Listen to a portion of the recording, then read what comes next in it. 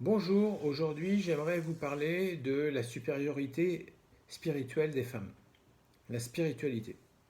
Là encore, je sais que c'est un argument qui va certainement faire couler beaucoup d'encre, puisque certains hommes, peut-être certaines femmes aussi, vont m'opposer l'argument que si on regarde aujourd'hui, évidemment, la plupart des postes de ministres du culte dans quasiment toutes les religions sont tenus par des hommes.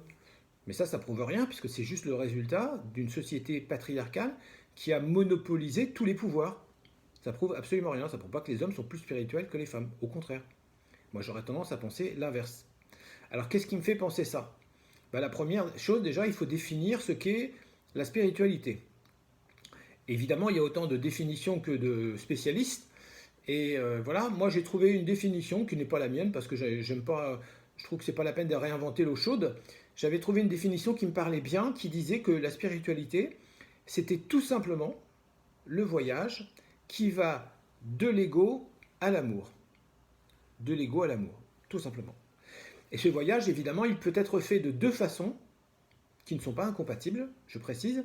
D'une part, individuellement, c'est-à-dire qu'on peut se poser des questions, réfléchir, cheminer, expérimenter, se remettre en question, pratiquer, etc., etc. Voilà.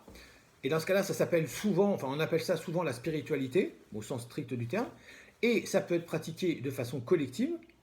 Et dans ce cas-là, ça s'appelle une religion. Une religion, c'est un moyen de transport spirituel collectif.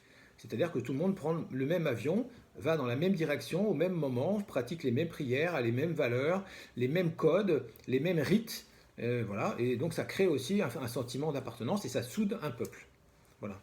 Donc je dis ça parce qu'il y a des gens qui sont anti-religion.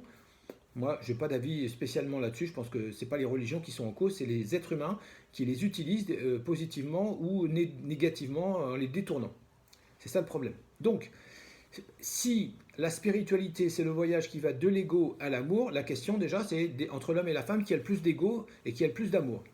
Voilà, je pense que poser la question, c'est déjà quasiment y répondre, parce que je crois que c'est assez facile de dire, d'affirmer, même si c'est difficile de le prouver, que les hommes sont plus dans l'ego et les femmes plus dans l'amour. Ne serait-ce que par rapport à la cellule familiale.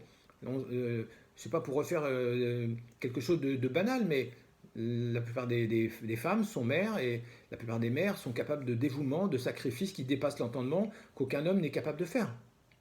Voilà. Et non seulement les femmes se dévouent et se sacrifient pour leurs enfants, mais des fois aussi, souvent, pour leurs conjoints, leur mari, etc., leur amant, leurs frères et sœurs, leur famille, leurs parents. Honnêtement, quand je regarde un peu les hommes et les femmes, c'est pas forcément, il n'y a pas égalité du tout. En tout cas en Occident, hein, je n'ai pas vu tous les pays non plus, mais de ce que je vois, honnêtement, il y a quand même un vrai écart. Je crois que l'homme, il est plus dans l'ego, il est plus dans son désir, son idée, il part de lui, en fait, il est centré sur lui, alors que la femme, je crois, la plupart des femmes sont plutôt centrées sur l'autre. Elles sont allocentrées. Nous, on est égocentrés. Donc l'égocentrisme, évidemment, c'est une émanation de l'ego, et l'allocentrisme, c'est plutôt une émanation de l'amour. Mais évidemment, il y en a d'autres comme ça. Donc il y a par exemple l'égoïsme, qui est le fait comment dire, de raccrocher en fait les wagons à soi-même, autrement dit de voir son intérêt à soi d'abord, au-delà de l'intérêt de l'autre ou de l'intérêt collectif. Et puis après, il y a plein d'autres formes d'ego, évidemment. Une autre forme qui est quand même une spécialité masculine, me semble-t-il, c'est la tendance que nous avons presque tous, les hommes occidentaux, au moins, à chercher à avoir raison. Parce que ça, c'est super génial, c'est une drogue. C'est moi qui a raison, voilà. Honnêtement, je crois que les femmes sont quand même beaucoup moins, comment dire, touchées par cette maladie, non pas mentale, parce que c'est pas une maladie mentale répertoriée dans le DSM 4 ou 5, mais c'est quand même une maladie relationnelle, en tout cas une maladie spirituelle. Voilà. Donc, moi je pense que les femmes sont plus dans l'amour, c'est-à-dire dans faire avec, composer, harmoniser, médiatiser, et ça se manifeste à travers effectivement le don, le pardon, le sacrifice, la générosité, voilà, des qualités et des comportements qui sont typiquement des comportements d'amour au quotidien. Pour revenir à ce que je disais au début, évidemment, on a une ribambelle de grandes stars de la spiritualité qui sont des hommes, mais je ferai remarquer qu'il y a de plus en plus de femmes. Tout le monde connaît par exemple Amma, qui est une. Voilà, mais il y en a d'autres, hein, il y a d'autres femmes comme ça spirituelles. Simplement, pourquoi est-ce que les hommes ont trusté un peu les postes comment dire, de gourous, de stars spirituels?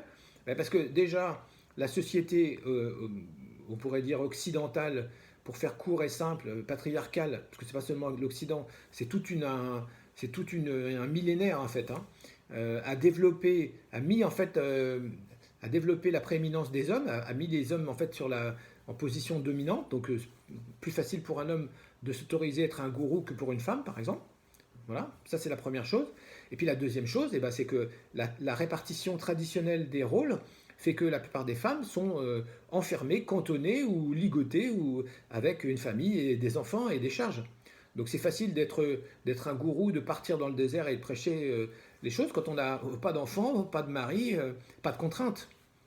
Voilà. Mais quand on vit au quotidien avec une petite famille, c'est beaucoup plus difficile. Et moi, je pense que justement, la vraie spiritualité, elle est là. Elle n'est pas dans les grands discours, elle n'est pas dans les grandes déclarations, les beaux textes. C'est bien aussi. Mais la vraie spiritualité, c'est au quotidien. C'est comme disait, je crois, Mère Teresa, ce qui compte dans la vie, c'est le degré d'amour que tu mets dans chacun de tes gestes. Le degré d'amour que tu mets dans chacun de tes gestes. Voilà. Et ben, je crois que les femmes sont plus dans l'amour, dans leurs gestes, que les hommes. C'est tout. Voilà, voilà. Fin de l'émission.